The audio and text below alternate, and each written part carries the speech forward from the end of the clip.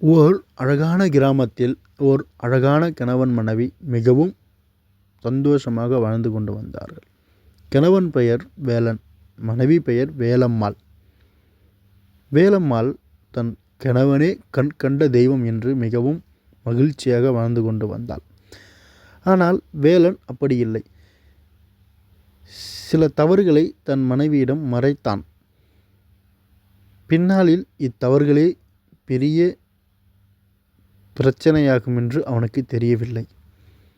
இப்படியே நாட்கள் கடக்க வேலனுக்கு மிகவும் தீராத வயிற்று வலி.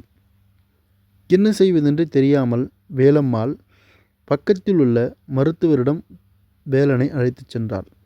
மருத்துவர் வேலனை சோதித்துவிட்டு வேலம்மாவிடம், உங்கள் கணவர் அதிகமாக சாராயம் குடித்ததால் உங்கள் கணவன் வயிற்றுக்குள் குடல் சுருங்கிவிட்டது. இதே நிலை தொடர்ந்தால் அவர் உயிருக்கு மிகவும் ஆபத்தென்று சொல்ல வேலம்மா தலையில் இடி விழுவது போல் இருந்தது. என்ன செய்வதென்று வேலம்மாவுக்கு ஒன்றும் புரியவில்லை. தன் கணவனிடம் இதை பற்றி கூறினார்.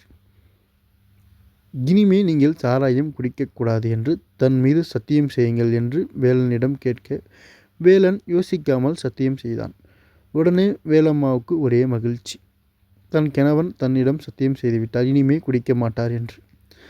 ஆனால் வேலன் அதை பற்றிலாம் யோசிக்காமல் மறுபடியும் குடிக்கவே சென்றான். இதை பார்த்த வேலம்மாவுக்கு மிகவும் மன உளைச்சல் ஆளானார்.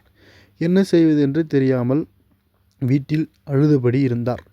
வேலன் அதிகமாக குடித்து வந்தார். ஒரு கட்டத்தில் வேலனுக்கு மிகவும் உடம்பு சரியில்லாமல் போனது. டாக்டரை அணுகிய வேலம்மாள், டாக்டர் கைவிட்டு விட்டார், இவர் இனி குணப்படுத்த முடியாது என்றார். வேலம்மாவுக்கு என்ன செய்வதென்று ஒன்றும் புரியவில்லை. வேலனுக்கு மிகவும் சீரியஸாக முடிந்தது உடல்நிலை. வேலம்மாள் ஒரு யோசனை செய்தாள். தன் கணவன் இறந்து இந்த ஊரில் நாம் வாழ்ந்தால் நம்மளை வேசி என்று தான் அழைப்பார்கள். நீங்கள் இறந்து இந்த ஊரில் வேசியாக வாழ நான் விரும்பவில்லை. நீங்கள் உயிரோடு இருக்கும்போது உங்கள் கண்முன் என் உயிரை மாற்றிக்கொள்கிறேன் என்று அவள் தன் உயிரை மாற்றிக்கொள்கிறாள். அவள் இறந்த பிறகு வேலன் மிகவும் சிரமப்படுகிறான்.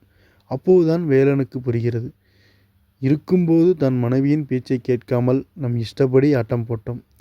இன்று நமக்கு வேலை செய்ய யாரும் இல்லை என்று மிகவும் வருந்தினான். இந்த கதையிலிருந்து நம்ம என்ன தெரிஞ்சுக்கணும்னா, மனைவி என்பவள் நமக்கு கிடைத்த மிகவும் பொக்கிஷம், நம் வீட்டின் மகாலட்சுமி. ஒரு நாளும் மனைவியிடம் எதையும் மறைக்காமல் உண்மையாக இருங்கள், உண்மையை மட்டுமே பேசுங்கள். உங்கள் மனைவிக்கு ரொம்ப பிடிக்கும். மனைவி சொல்படி நடந்து கொண்டால் வாழ்க்கையில் வெற்றி நிச்சயம். நம்ம சேனல் பெயர் கந்தனுண்டு கவலை இல்லை. மறக்காமல் சப்ஸ்கிரைப் பண்ணுங்கள். மறக்காமல் சப்ஸ்கிரைப்